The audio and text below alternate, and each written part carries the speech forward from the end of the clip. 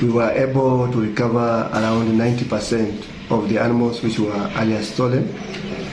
Unfortunately, we lost some lives. 3 people from the Manyatas, the Samburu Manyatas, were actually killed and 2 were injured. And from the attackers, 6 were actually killed, and we were able to recover 90% of the animals which were stolen. We are doing a follow-up today, this morning.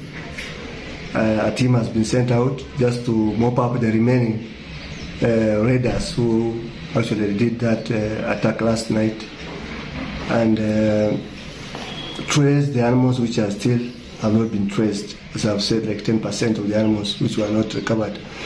So our team has already left for Baragoi, and we believe that like in an hour's time or 2 hours' time, we'll be able to get the final details of how many casualties we have and how many animals have not been traced.